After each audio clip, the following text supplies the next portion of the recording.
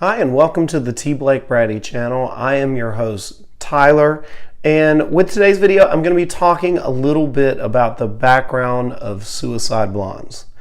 I'm the author of the Rolson McCain mystery series, but my new novel, Suicide Blondes, is a beast of a different color. A lot of people ask me what kind of book it is, what genre it fits into. So today I'm going to list 5 books that are similar to or inspired me while I wrote Suicide Blondes. So if you watch this video, you'll get a better sense of what kind of book Suicide Blondes is and where it fits into the suspense thriller genre. So without further ado, here are those 5 books. Number 1, I'm going with 2 books by the same author. It's a bit of a cheat, but I couldn't pick between Gillian Flynn's Dark Places and Sharp Objects. They're both really great books and for very different reasons. I think that Sharp Objects does a great job of creating a setting and a place and making the hometown in Missouri feel absolutely real, while Dark Places does a great job of characterization. And both books share one thing in common, which is that they have a protagonist who is slightly unlikable and makes really bad decisions and is kind of self-loathing. So when I wrote Suicide Blondes, I knew I wanted a protagonist who was a little kind of self-loathing and didn't seem to like herself and had a past that she wanted to get away from or hide.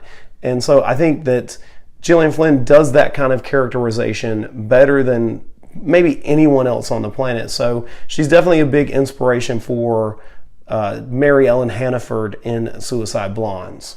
The second one that I'm going to be going with is Dare Me by Megan Abbott. Now, Megan Abbott also has some really great characters, but what she does better than I think most thriller, suspense, mystery writers is that she has a really great talent for voice and getting inside a character's head and putting those thoughts down on paper. And the main characters in Dare Me are high school cheerleaders, and it's really hard to get that sense of high school down without making it seem weird. It's weird for an adult to write high school dialogue, but Megan Abbott does a fantastic job of it in Dare Me. And I love the clipped writing style and the way that she puts the book together. It's almost like you have to fill the pieces in because she only directs her light as an author at the pieces that she wants you to see. So when it skips something or moves into the character's head at a later time, you kind of have to put some things together and do a little bit of inferencing. And I think that's something I wanted to get with Suicide Blondes too, is this really tight voice and just pacing that just really clips along, so you never feel like you're in a lull with the book. Something's always happening and the book's always moving forward. So I think Megan Abbott is definitely one of the best writers working today, especially where it comes to thrillers, suspense novels, genre-related kind of neo-noir stuff. So a lot of words, but basically Megan Abbott is a kick-ass writer and her books are amazing. Check out Dare Me if you can. The third one on the list is by, a lot of people have heard of this one. It's Big Little Lies by Liane Moriarty. I feel like I was kind of late to the Liane Moriarty train. I always saw the Big Little Lies cover on Amazon and at bookstores, at Parnassus, and I never picked it up. I don't know why. I think maybe the cover made it seem like it wouldn't be a really intense sort of domestic noir drama thing. And that's exactly what it turned out to be. And I wish I had jumped in a lot sooner because I kind of started the TV show and the book at the same time. And it was great because I got to kind of pace myself along with each episode in the book. And the way that Liane Moriarty sort of moves backward and forward in time between present day and the past to create a sense of suspense is something I definitely longed to do in Suicide Blondes. And so that one of the things that I do is I do a then and now section. So I kind of go back to the past, do some flashbacks, and I bring it all back to the present day. And Liane Moriarty does that to great effect, because she creates questions that get small questions that get answered, and it just sort of, during the rising action, it just builds this really great suspense that I thought was amazing. So Big Little Lies is a fantastic book. The TV show is also amazing. So I'd really suggest that people check that one out.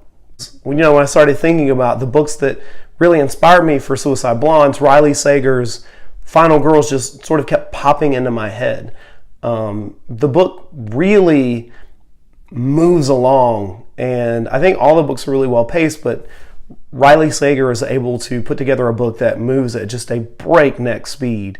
And I think one of the things that the book does really well is creates this character who has suffered a severe amount of trauma and then is able to move past it. And so I took that premise and kind of inversed it, so that Mary Ellen, the protagonist of Suicide Blondes, she had this trauma, but it wasn't trauma that was inflicted on her. It was trauma she inflicted on other people, and she and her friends. And so I wanted to make sure that I created a book where this person has done things to other people and has to deal with what she has done, not what has been done to her. So I think I thought it was a really cool and interesting premise. And I just wanted to take what Riley Sager did with Final Girls and flip it on its ear. I also love the title, it being kind of an homage to 80s horror movies, and the idea of a strong female character who is able to survive just about everything that is thrown at her. So yeah, Final Girls is great. I look forward to the other books in Sager's collection. I think he just released a new one, so I'm looking forward to seeing what that author does next. And the last book that I'm going to be talking about today is Lie to Me by J.T. Ellison. And I could talk about her all day long. She's a fantastic thriller and suspense writer, and Lie to Me is a book that kind of very much like Gone Girl and a few other modern kind of neo-noir books sets up a situation with some kind of unlikable characters. I think the first line in the book is, "You won't like me very much," or it's something very similar to that. And it plays out to be true, but what Ellison's able to do is she's able to create empathy for characters that you might not find really empathetic in the beginning or to sympathize with. And so I think she does a great job of taking these traits that you think at first are really awful and then sort of molding them into this story that you want to see how it plays out with these people. And she's also, I've talked about characterization with all these authors a lot, but J.T. Ellison's able to do a really great thing with characterization. She kind of plops you down with some people, and it's like you just met these characters and you go on this wild, insane ride with them and end up in a completely different place. And I love that about her books, because she makes you feel like you know these people, but they're complete strangers at the beginning, and by the end you feel like they're your best friends or your worst enemies.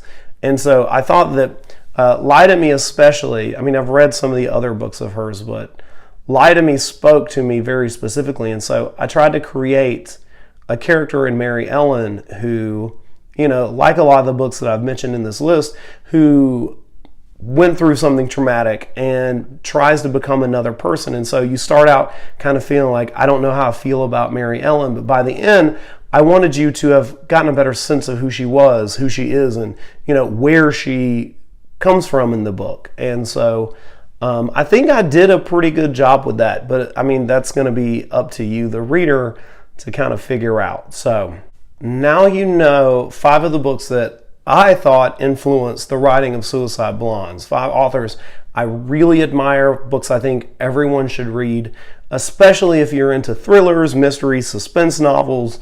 A few were set in the South. I know Missouri is Midwestern, but Mizzou is still in the SEC, so I feel like I can still claim them kind of in the southern, southeastern area. So being a Georgia writer, I feel like I can.